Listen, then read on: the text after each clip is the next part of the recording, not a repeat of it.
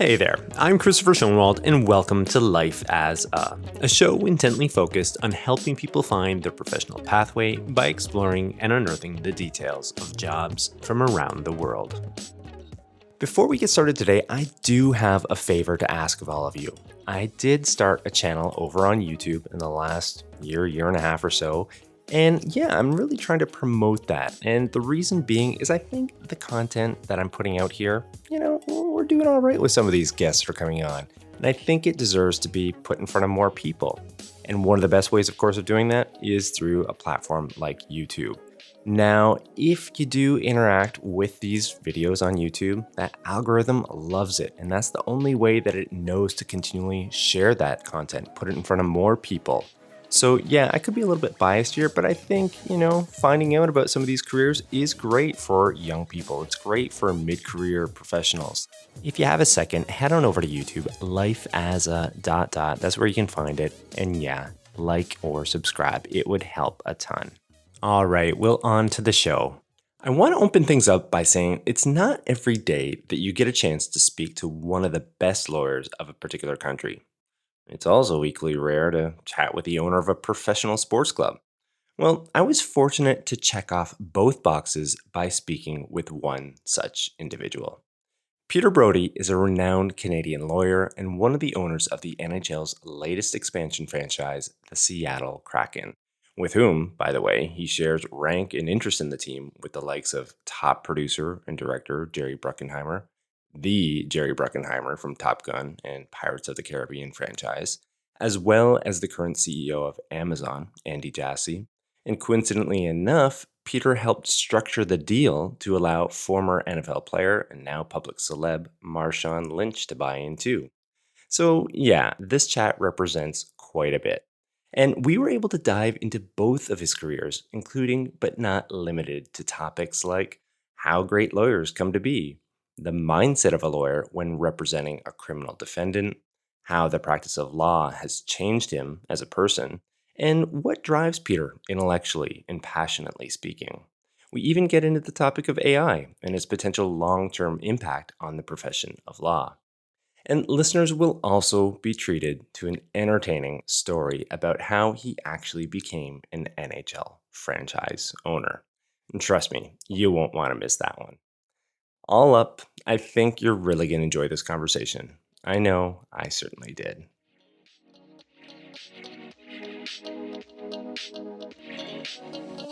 Peter Brauti is a co-managing partner of Brauti Thorning LLP, a renowned legal firm specialized in the handling of criminal law, regulatory offenses, professional discipline, and some specialized areas of civil litigation. With degrees from McMaster University, University of Toronto, and Osgoode Hall Law School, Peter was called to the Ontario Bar in 1998. Now, Peter himself has been labeled as one of Canada's brightest legal minds and one of the best trial lawyers the country has to offer.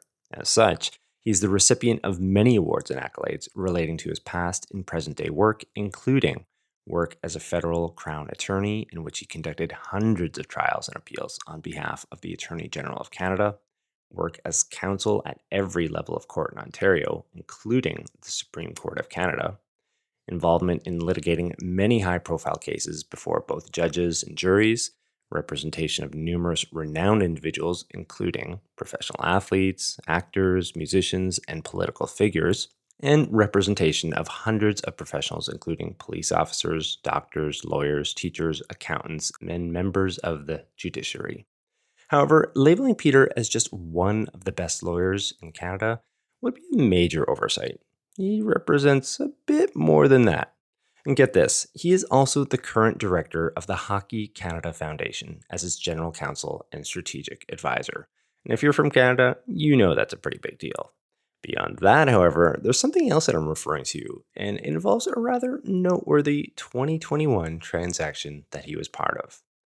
That was the year he was officially welcomed into the NHL, the National Hockey League, as a co-owner of the league's newest expansion franchise, the Seattle Kraken.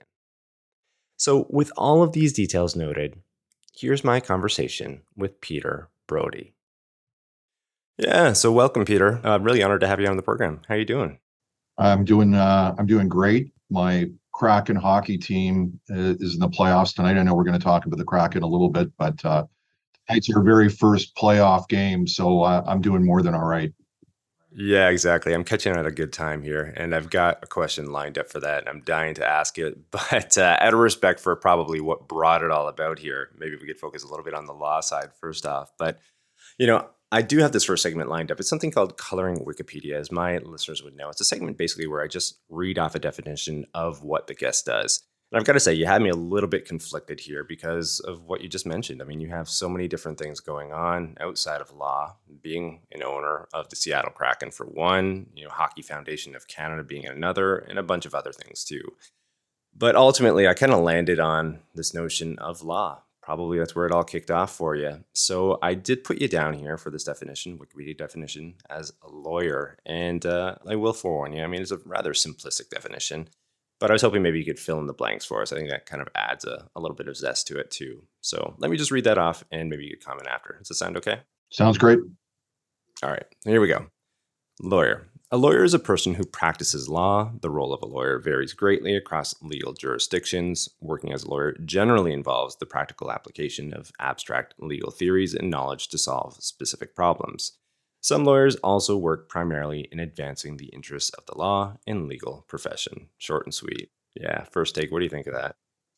I think it's a fair definition, but I think when it comes to me, it just sort of encapsulates the bare bones of what I do. And also, as we're going to get into it, being a lawyer was sort of the root of all my other ventures and experiences. It did start with the law, as we talked about, and as my legal career grew, so did my opportunities to get involved in other areas. As far as your specific background, obviously, trial law is a big part of it. What would be something like an element to that maybe a layperson, somebody who's outside of law, doesn't really know much about it?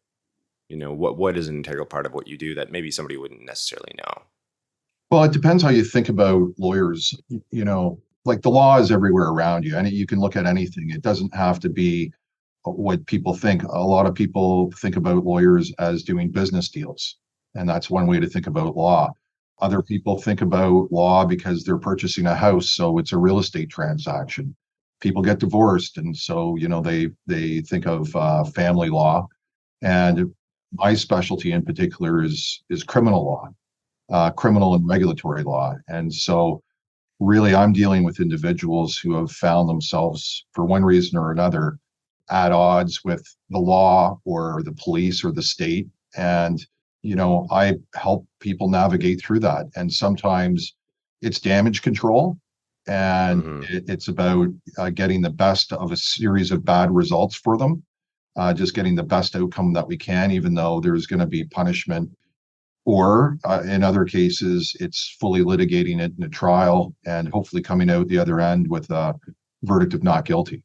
So that's really my wheelhouse where I spend my time is in criminal law. Yeah. I mean, there's tons of depictions of that, in media, television, film, and so on and so forth. Is there anything that you would say, doesn't exactly hold up the way it's depicted? And maybe this element of the job is way more important and versus this other thing that's always depicted is less so. Is there anything like that? Well, what I would say is there's actually some really great realistic TV shows in relation to law, some great movies, but the big difference is, they condense it down within an hour. And so, you're looking at a TV show or a movie that shows you the process from very beginning to end in an hour or 2 hours. In real life, that's something that might take 2 years. So Yeah. while Yeah. people think it's really exciting when you're watching it in the media, it's a lot more long and drawn out, and there's a lot more work that goes into it than people expect. One of the things I always tell the young lawyers is it's all about outworking the other side and spending the time. And some people think that you become a lawyer and you were just a natural, like you had it in you, but that's not been my experience. My experience is it's the people who work the hardest, who are the most dedicated, who care the most that usually end up on top. There you go. Yeah, I was kind of thinking that something along those lines as well. I mean, sure, Probably you're not going to draw into too many viewers watching a lawyer study or research for hours on end for 18 months in advance of the trial. No, absolutely. But, I'll tell you, TV and movies is a big part of the reason that I got into the profession, because when I got out of high school, I enrolled in McMaster University for my first degree. And I wanted to be a director or producer, is really what I wanted to do. And so I took a lot of theater courses at McMaster during that first degree. And when I graduated with that degree in '92, it was a bit of a depression. There weren't really many jobs. And so I decided, you know what? There's no jobs out there. I'm going to stay for another year, because if I do that, I can get the second degree. And so I stayed for a fourth year, and I got a political science degree. And there still weren't any jobs out there really in any fields. Nobody was hiring. And I decided, well, I might as well stay in school and see about getting another degree, a third degree. And I'd always liked law from movies and television as a kid, and always had a little bit of an interest. And I applied to law school, and I got in. And fortunately, as far as I'm concerned, I found my calling. Yeah, yeah, that's really interesting. And people often say to me, well, do you think that theater degree or those theater courses or that interest in theater has assisted you in having success, particularly as a litigator? And I think it does.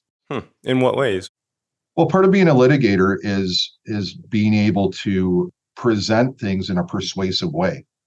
I do a lot of jury work, but whether it's juries or judges or it's witnesses, having good presentation and knowing how to tell a good story and present it well is a big part of litigation. Yeah, yeah. You might not think that there's a connection with theater, but there actually is. Yeah, no, the way you just laid it out there makes complete sense. But you're right. I mean, first off, you probably wouldn't assume that, but it just kind of goes to show you, this one segment I have that we just basically just went through pathways. It illustrates this notion of careers and career pathways being non-linear and non-traditional, oftentimes. In doing this program and having 70 plus professionals on, I've just become a pattern that I've noticed along the way, is that oftentimes how people end up in their ultimate profession is not the way that you'd probably envision it. They have these interesting experiences and backgrounds, much like what you just explained, that you'd probably never guess, but yet there is this crossover there. So it kind of just goes to show you, and I love that. I love how you should just share that, because it perfectly encapsulates that whole idea. Well, that's one of the things that I really liked about the approach at the University of Toronto. That's where I did my first law degree. And at the University of Toronto Law School, they don't really care to any significant degree what your undergrad degree was. So a lot of people think, parents and kids that want to go into law, they think, oh, I should take commerce in undergrad, or I should take political science, because those are law related courses. But at U of T, the way that they look at it at the law school is what they're looking for are people that can show they can be successful in any number of programs. And they actually pride themselves a little bit on the fact that we've got somebody who's getting into law school at U of T who's, showing sort of straight A's in music, let's say. And you would think that might not interest a law school, but Right. but they're interested because there can be crossover between music and law. And it's the same for theater. It's the same for somebody who might be into science. So it's a whole host of different disciplines. And they're really just looking for people that have shown through, marks and other methods that they're able to succeed in a given field, and then can apply that into the law. Yeah. So law really is, it's a completely open book as to what you want to do with it. Yeah, I love that. I love that. Right out of the gate here, we're kind of getting this different sort of perspective on it all, getting into it, and then also how the whole profession is viewed or could be viewed, from that angle. The other thing I just mentioned quickly too is that, with law degrees, everybody thinks you get a law degree and you're going to be a lawyer. But really, these law degrees are great degrees to do all kinds of different things. Just because you had a law degree doesn't mean you're going to be a lawyer. It may be that you're going to go to the United Nations and you're going to work on a bunch of issues that, strictly speaking, aren't doing business deals, aren't litigating. But it gives you a way of thinking about the world and solving problems, whatever that context may be. It doesn't have to be in a courtroom or in a business negotiation. It could be anything. Yeah, yeah. To that point, actually, a few weeks ago, I had an NPO executive director on, and he has a background in law, has a law degree, not practicing law at all. But there you go. It just proves a point of what you just brought up there. So yeah, yeah. Well, maybe we could shuffle into this other segment here, Q&A discovery, and just going back and forth as we have been. And as far as getting back to law itself and trial law, I'd love to know what initially got you into that. As you mentioned already, there's several different types of law that you could sink yourself into. What pulled you in that direction in criminal defense? Well, again, interested in being in sort of theater and film, TV, movies. I always love stories. I love people's stories. I love human stories. So I was never particularly interested, at least in the early years, in business deals or accounting.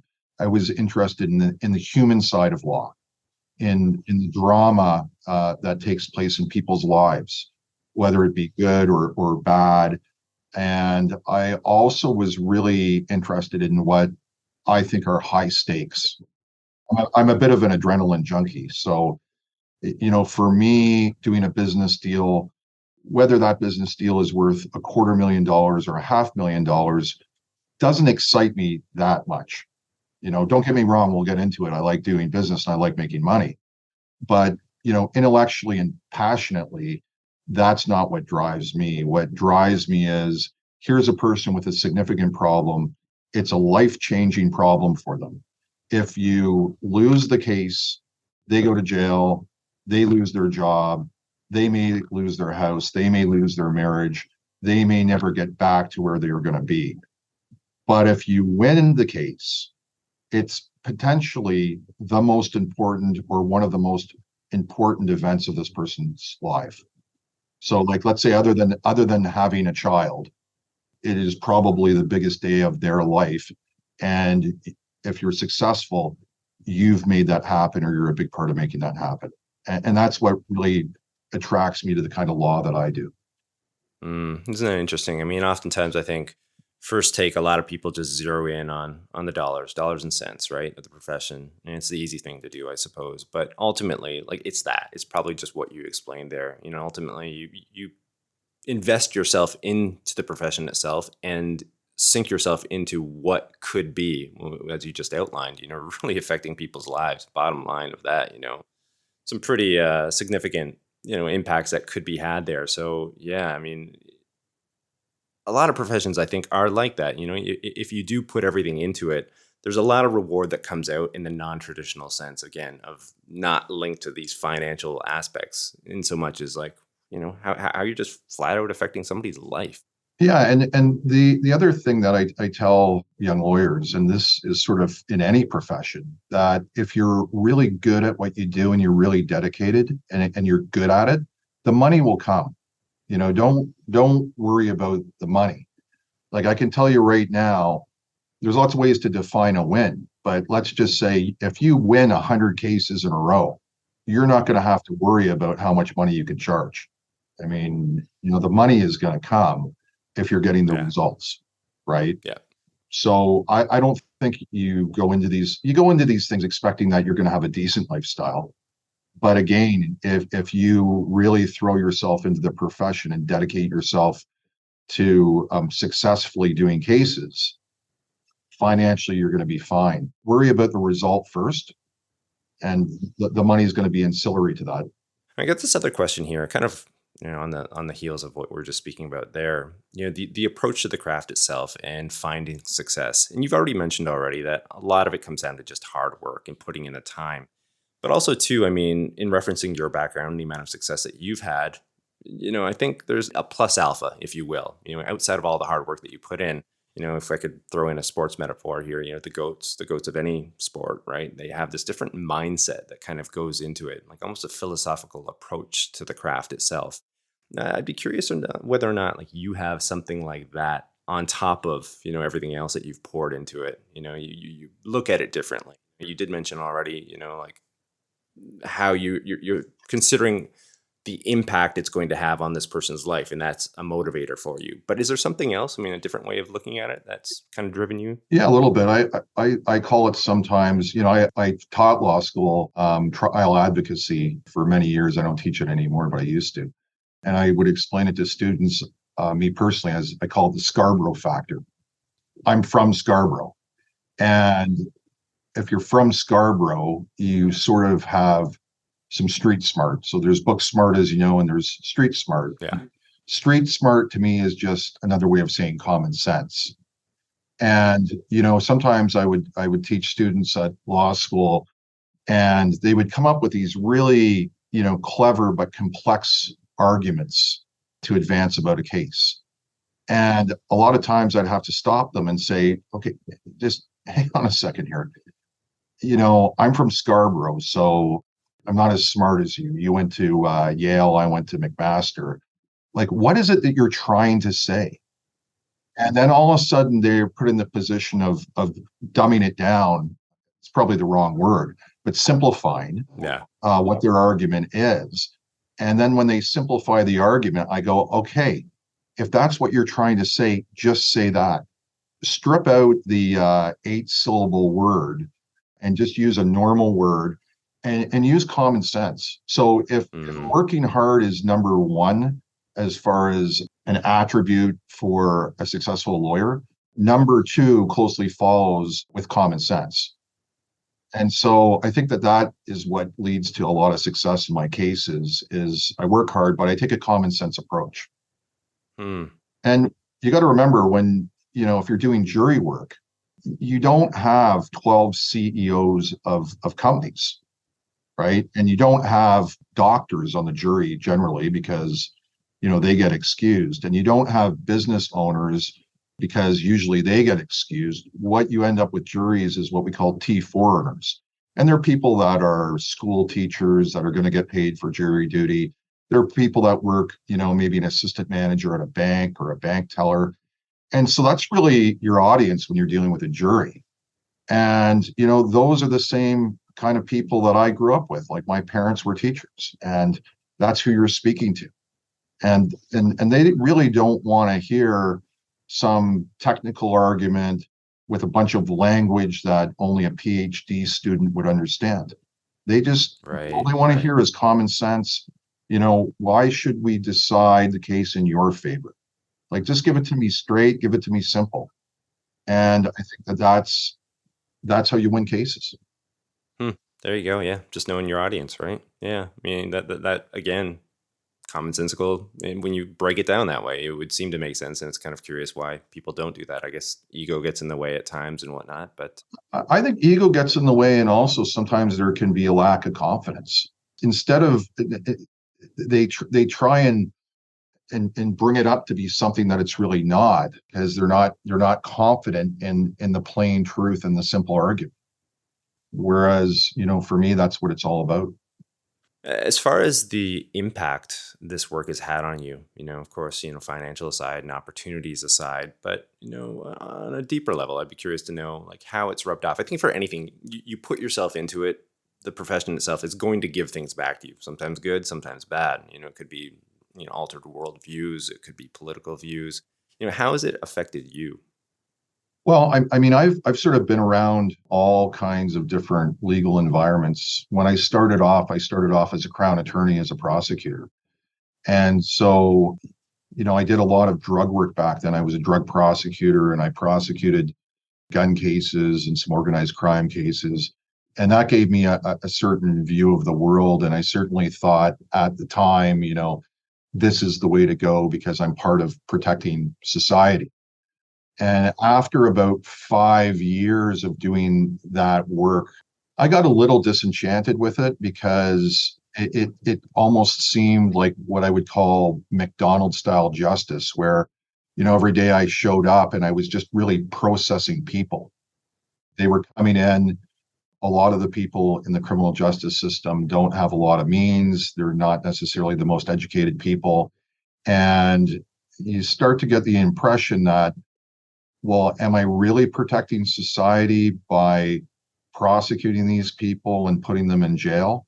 Don't get me wrong, there's certain people that absolutely deserve that kind of outcome. But I also could see that there was a lot of people that didn't deserve that kind of outcome, that either were in the wrong place at the wrong time or made an unfortunate mistake.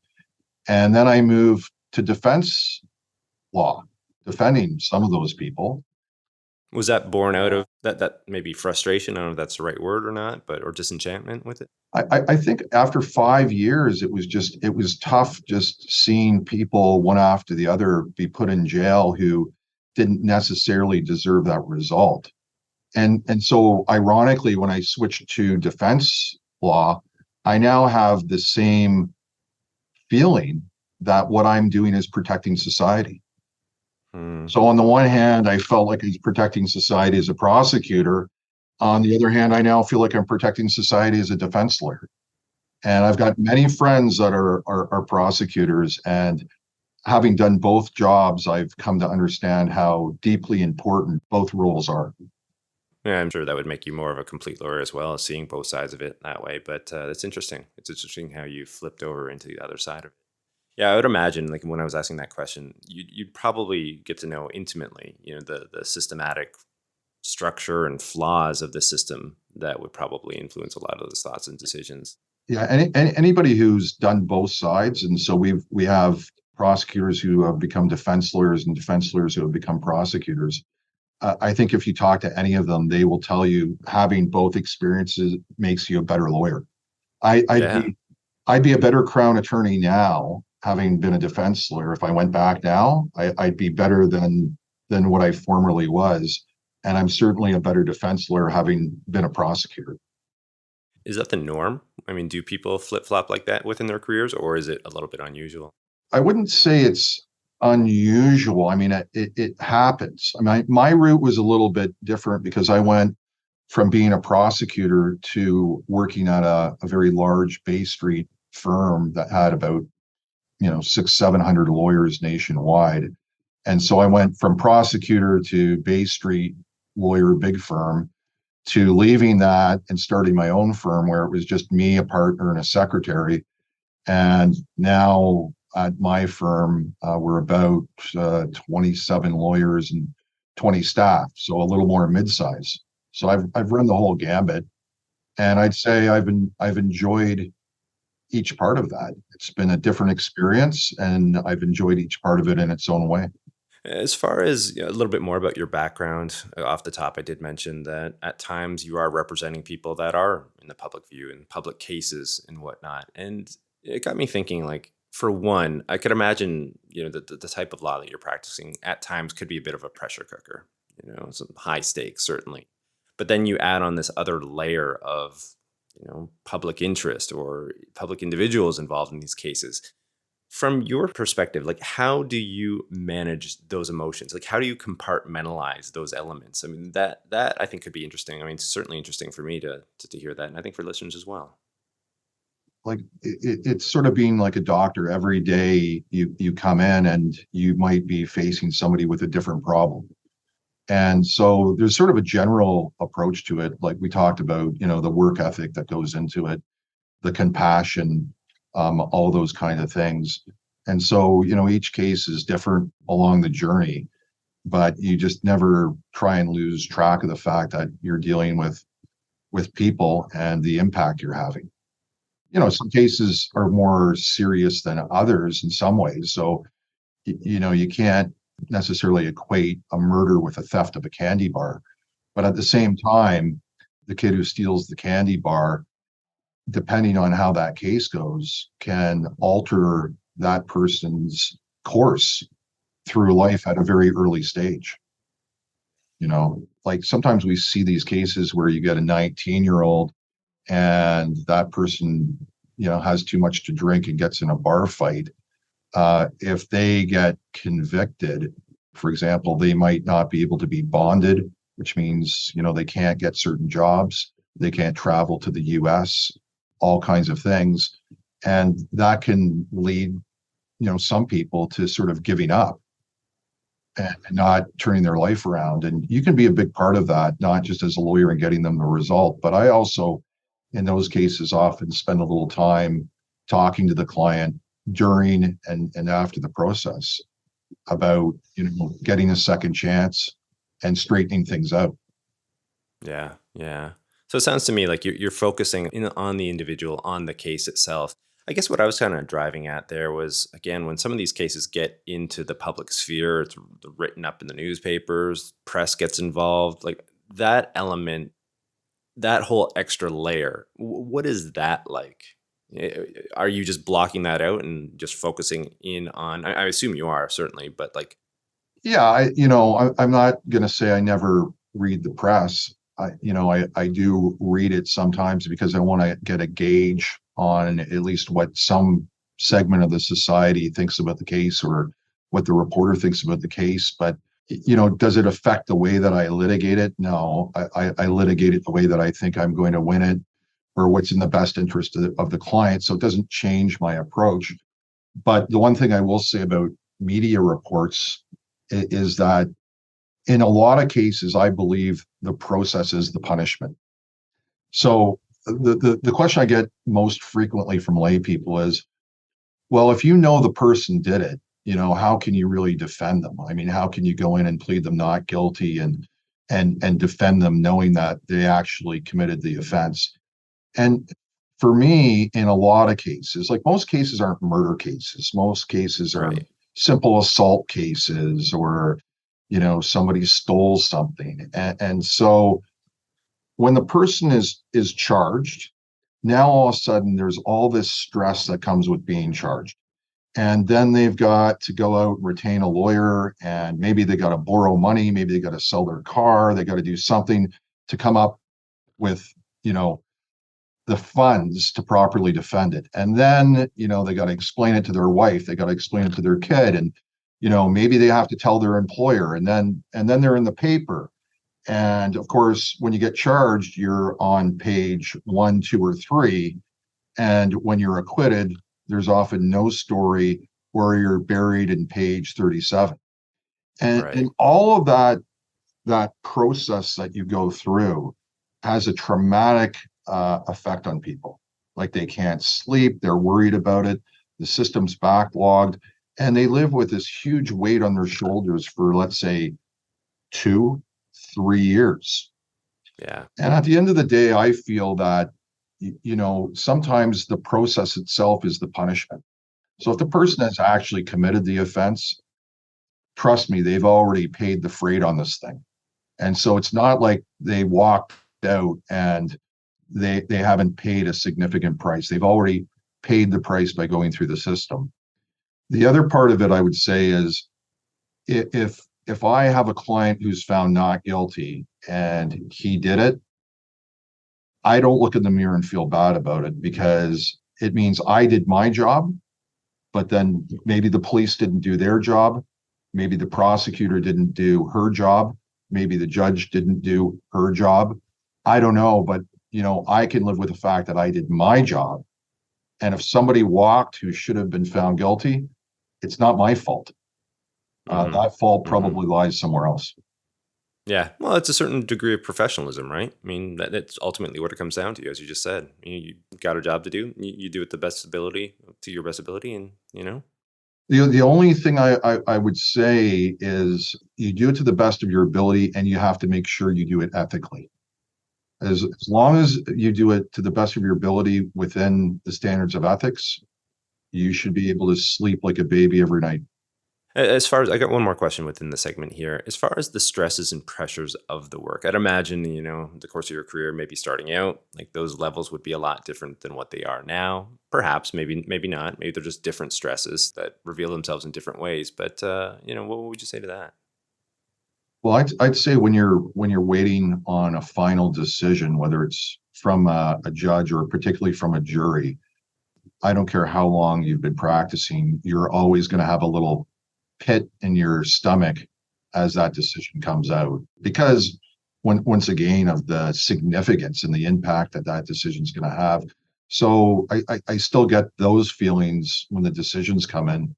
That being said, with experience, you become a little bit less stressed over the day to day because you've seen it before. I'm sure it's no different than maybe the first time you ever did a podcast or stepped in front of the mic to interview somebody. 100%. Yeah. There's nerves, but with experience and familiarity comes a certain amount of calmness.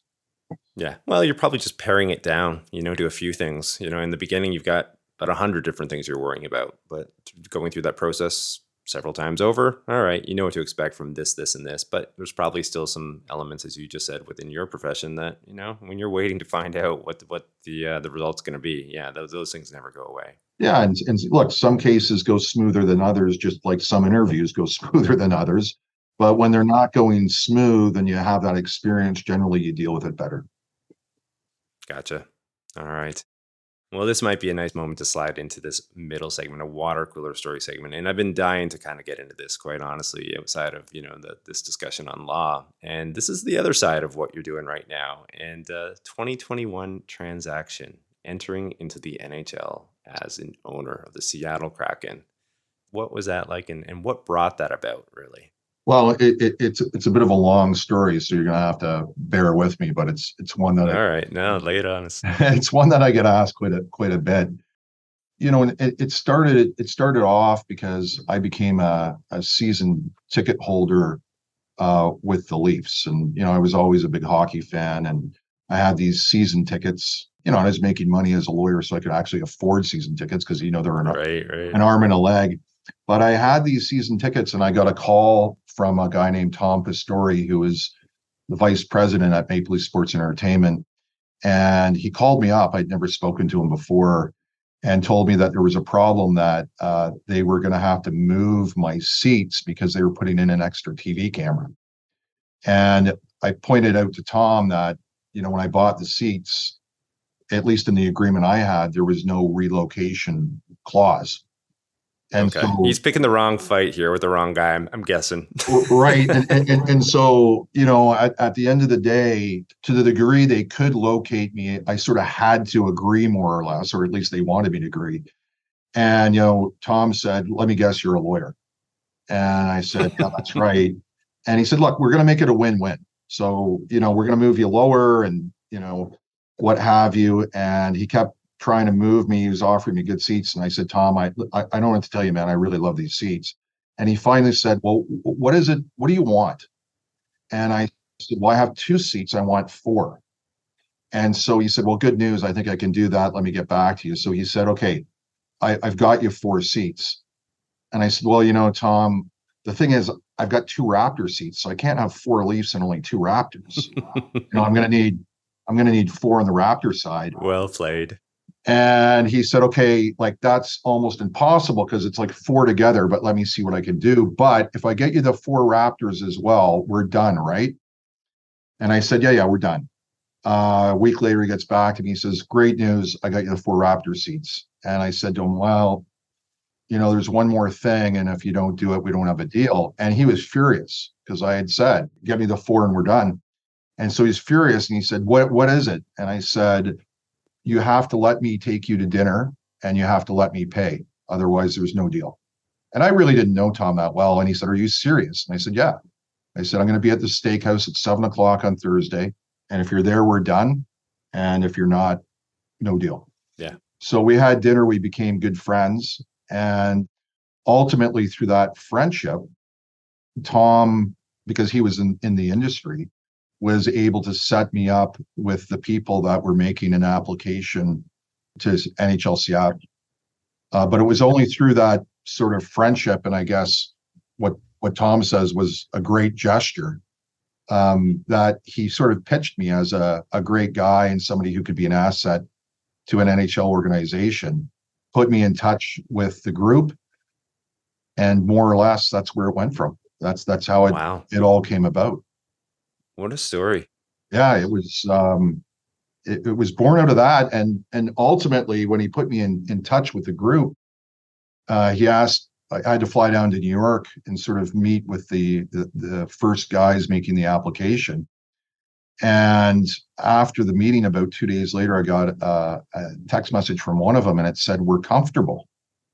Mm. And I said, well, what does that mean? We're comfortable. He said, you're in. And I said, well, that's Wow. it. I'm in. And he said, yeah. And I said, well, we haven't even talked about how much money this is. And the guy says to me, oh, Peter, don't worry. We know you're good for it. I said, I don't know I'm good for it. Like, I don't know if I'm good for it. yeah, Yeah. like, what are we talking about? Right. And, ultimately I was able to make it work happily. And it's been a great experience being part About of to the say, yeah. NHL. Yeah, yeah, exactly. I mean, that just the thrill of that, just one entering into that league, being Canadian, I myself Canadian too. So like listeners who aren't Canadian, maybe, wouldn't fully grasp this. But one, I mean, it's a professional sport. It's one of the big professional sports, but within Canada, like it is the be all and end all. So like you have that element on top of it, you know, probably within your family. I think I've read too that you have a son or sons at least who play hockey. Yeah, I have a 16-year-old son. He's a phenomenal player. I mean, take it for what it is. I'm the dad, so I think every dad says their kid's a phenomenal player. But he's actually drafted to Barrie in the OHL and to Oh wow, Green Bay in the USHL. And nice. so, You're a hockey family. yeah, Yeah. we're a hockey family, and him and I both hope that the OHL is, his last stop. We're trying to decide: does he go college? Does he go OHL? And then I've got a daughter who's 6 years old, and she's just started playing hockey. So we really are a hockey There family. you go. Yeah, 100%. So it must be meaningful. And it certainly would have been meaningful at that time for personal reasons and then, extending out into the family.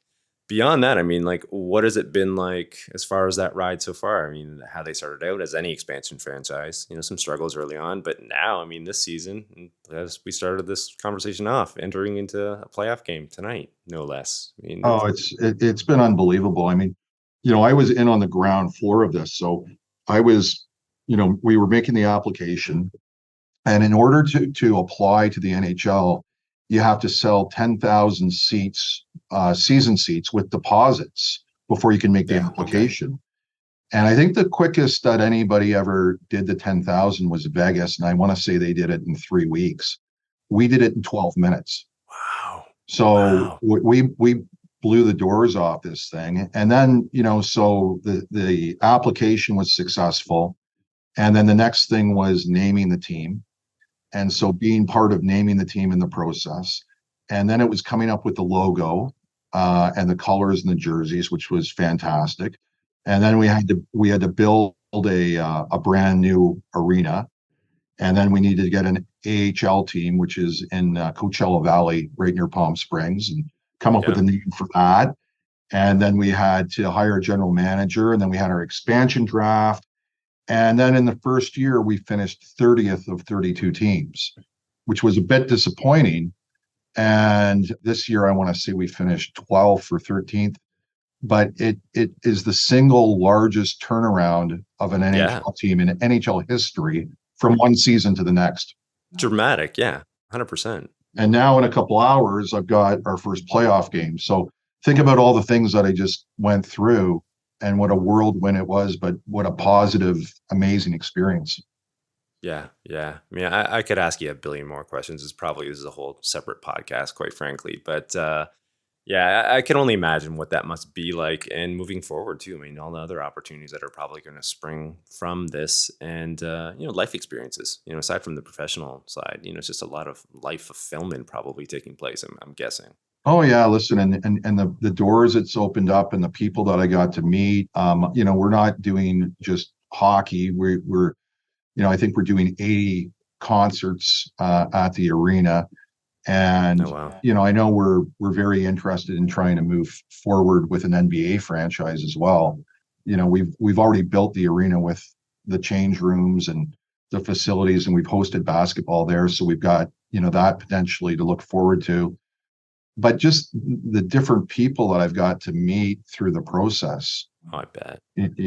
For example, I got to meet Marshawn Lynch, and Marshawn and I became friends, and I was able to help open the door for him to buy a little piece of the Kraken and become a co-owner.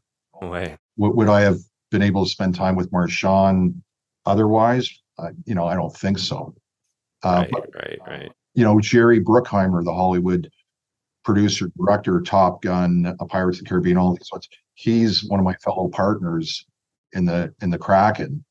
So is Andy Jassy, who is the CEO now of Amazon, took over from Jeff Bezos. Meeting these guys is just, it's shocking. I don't know what I thought they would be like, but Mm, it's just unbelievable, like what nice guys they are. Obviously very brave, very driven, but how normal and pleasant they are to deal with. And then to form friendships with them, it's almost surreal. surreal, yeah. Yeah, that's the right word. I was kind of thinking just hearing this, at the top. Every once in a while, I mean, I get these guests on this program as well, people within the public sphere as well. And, ultimately at the end of the day, it's just kind of humans talking to humans. And you kind of build up these perceptions in your mind of what they could be like based off this level of success. But then ultimately, again, what it kind of boils down to is just people talking to people. And, could be good people out there. There's going to be bad people out there, certainly. But yeah, it's funny how that emotion sort of evolves in the course of meeting these people. I've experienced that a little bit myself too. So yeah, yeah, I mean, just what you were saying there, like about just people being people. I mean, I don't know what I thought when I was younger, but now, again, having these opportunities and meeting these people that have been highly successful. I don't, I'm a little bit surprised now at like how nice they are and that they're really good people. Like a lot of these people that enjoy success, I don't know if they were always that way, but certainly most of the ones that I deal with now that have had these big successes are actually just really good people. mm, yeah. I wonder. There must be something to that. Maybe some reflection that's taking place within their lives that they can focus less on some of the other elements that maybe would steal away some of their time and add pressures and stresses that would affect how they interact with others. Maybe they don't not burdened with those things as much. I don't know. Yeah. Yeah, I don't know. I don't know what it is either. I bet that's part of it. I mean, I would think that that's part of it.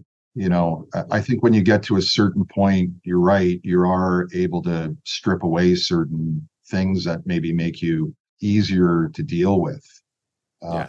because Yeah. you're not chasing, a dollar here and a dollar there, and you're not consumed with things like, am I going to be able to pay my mortgage, or, I've got to somehow really, really be aggressive with somebody in order to get something because it really doesn't matter to me anymore. Yeah. Yeah. You've already achieved a certain level. You can kind of, focus on some other things that are going to derive a different level of happiness and fulfillment for you. Maybe that's just part of it right Yeah, there, I think that's right. perhaps. Yeah. Well, out of respect for you and your time, I do have this one last question. Maybe we could kind of draw this to a close afterwards. And it returns to law itself. And the segment is a crystal ball segment, looking towards the future, trends, predictions, so on and so forth. And really, I mean, I could be renaming the segment the AI segment because that's where it's been tracking back the last few months.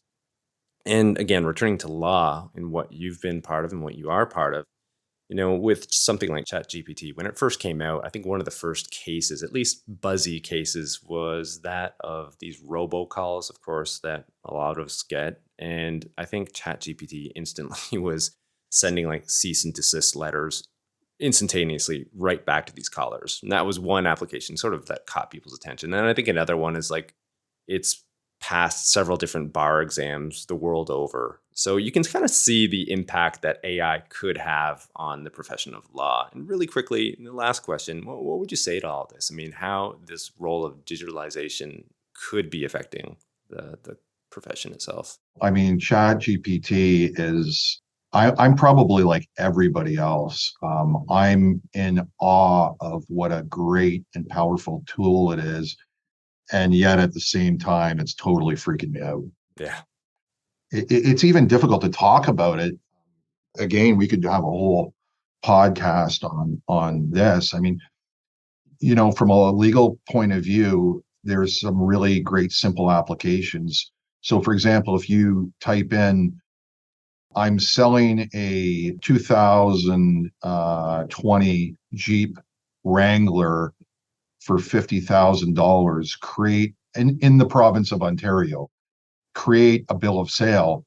This thing will create a bill of sale within, 15 seconds that you might have had a law clerk create and charge for it. And now this member of the public can just type it in and get it. And I think that's great. It saves the person money. It gives them access to certain legal instruments that they would otherwise have to pay for. They get it immediately, so it's great. I mean, the law clerk might not have a job anymore, but just putting that aside, that's one application. Then you can get more complex and you can say, I want a written legal argument on the constitutionality of strip searches. And it will produce a document that you could almost submit to the court without doing the work yourself. Yeah. So, it starts to get, you start going deeper and deeper down the rabbit hole, so to speak. Now, the one thing that I'm not sure it can do yet is replicate in-person advocacy. Yeah, there you go. Now, that being said, I was just looking at something the other day where I think ChatGPT replicated the Joe Rogan show. I don't know if you've seen that. No, I didn't catch that one. And they played it, and you would think if you listen to it that was Joe Rogan actually doing his own podcast. Like, listen, my friend, you could be out of work very soon on life as a because ChatGPT could reproduce this. You might be able to type in pretty soon life as a interview with Peter Brauti and have ChatGPT answer all your questions for me. Yeah. So listen, man, I don't think anybody really knows how far this thing's going to go, but I think most people understand, as good as it is, boy, it's scary stuff. Yeah, agreed. And I think how you let off with it, when you're speaking about it, it's a tool, right? Ultimately, it is this tool, and to what degree are we going to allow it to run rampant within our professional or personal lives, And the other thing that kind of I personally track back to is again this notion of it being a tool. Like, how do we manage it? How do we use it in the best way? Maybe for efficiency's sake, we can go down this path, and it's going to help us. But if we just let this thing go wild, well, we're going to be in for a world of hurt, probably. Well, look, I mean, one of the things that I worry about is I've always seen the human brain much like a muscle, that you have to exercise it, you have to train it, and it's only through problem solving that it evolves. It evolves by learning how to critically think, by how to by questioning things, questioning assumptions, questioning approaches to life. And that's how your mind eventually develops. Now, when you stop doing that and you just start typing things in to ChatGPT, the mind doesn't develop, and people don't evolve in the way that they should. And that's a real danger. And you're seeing it with stories about university kids, instead of writing their own essays, typing it into ChatGPT, and then they say, well, there's programs now that can detect whether they've used ChatGPT, but now people are telling me you can say, write me an essay on Columbus landing in America, but make 3 mistakes, or do it in a way that it can't be detected, that you can actually ask ChatGPT to do it in a way that you can't tell. To cheat, basically. Right, but ChatGPT actually formulated the essay. So, man, I don't know where we're going with this, but and I feel like we're going there too fast. Yeah. But how do you pull the reins on this thing? Like, I don't know. That's the big question. I think there were some the big tech leaders were calling for some of this a pause, at least, the Elon Musks and a few others. But I mean, certainly they have some other reasons for that, probably financial gain. So it's not necessarily being taken seriously. But at the same time, I mean, these questions that you're raising, just within law itself, but then human morality and ethics and all these other things. I mean, there's a lot going on there, and just the pace of which, it's being thrown at us right now. I think there is some concern. Yeah, I think the pace is one of the most scary things. I mean, we're sitting here now trying to figure this out, and can I say with certainty that Chat GPT is not going to replace, for example, lawyers within the next 5 years? I hope not. I don't think so, but I'm not sure. Right. Yeah, just that uncertainty unto itself kind of speaks to this point, right? But ultimately, where I land, at least for me personally, is that there's still always going to be that human element, that human interaction. I think people crave it. That's a byproduct of just being human. We kind of need that. And sure, there's going to be certain elements of life and living that are going to be impacted and maybe permanently erased in a way, like certain interactions. But others maybe could be enhanced. We're going to go to AI for certain things, and others we know AI can't deliver that same level of, imperfection, which in a way there's some inherent beauty with that too. But I'm not sure that's true though. And the reason that I say that is there's another program, and I want to say it's called Dahlia. Have you seen that program? Yeah. Yeah. Where you can say, I want you to do a picture, and I think the example they use is of a monkey dunking a basketball, and then it will create the picture for you, and then you can say, no, I want the monkey to be bigger. I want him to also have a banana in his hand. And you can create this, and then you can turn around and say, now I want you to make it look like a painting, and I want you to do that in the style of Van Gogh, which means that it would put imperfections into what is now a painting.